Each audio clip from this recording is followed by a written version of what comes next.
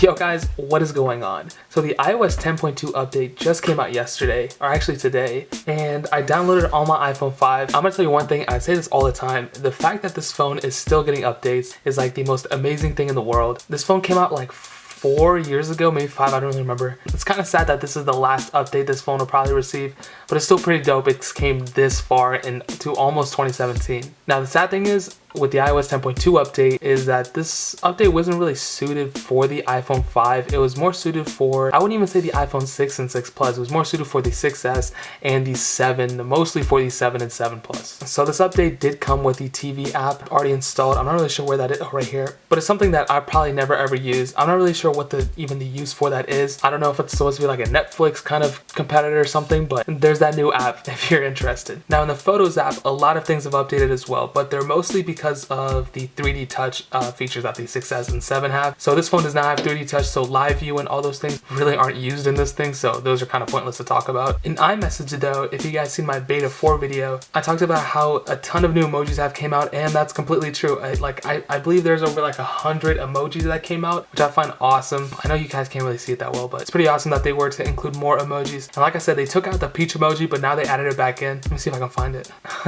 And they also added this cool celebration feature thing.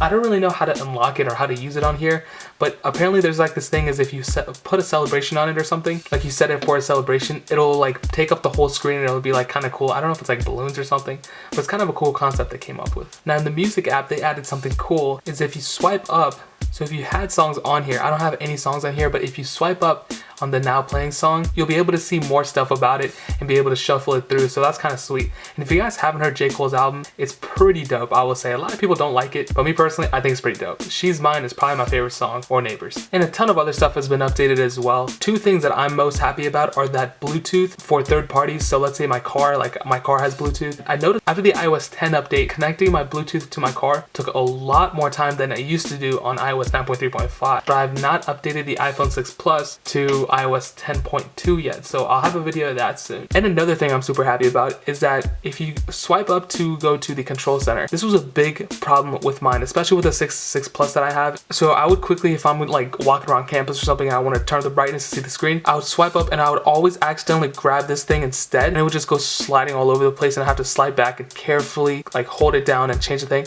But with this update, I don't know if it's this update or if it's this phone specifically, but when I swipe up, like if I'm just gonna randomly do it, it's like almost immediately I can almost get a hold of that and change the brightness. Now I have no idea why Apple put the stupid thing right here, but I find that a lot cooler, that the fact that I'm just able to grab it and it moves around a lot less. And I should have said this in the beginning, but this update is a pretty small update. It's not big at all. I think it's around like 350 megabytes.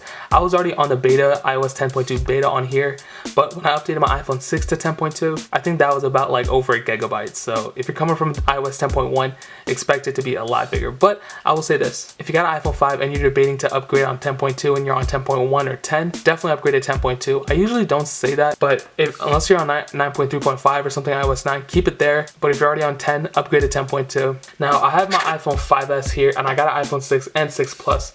So I'm going to be installing 10.2 on all of these. So make sure you're subscribed so you don't miss those. Add me on Snapchat and Instagram. Those things are on the screen.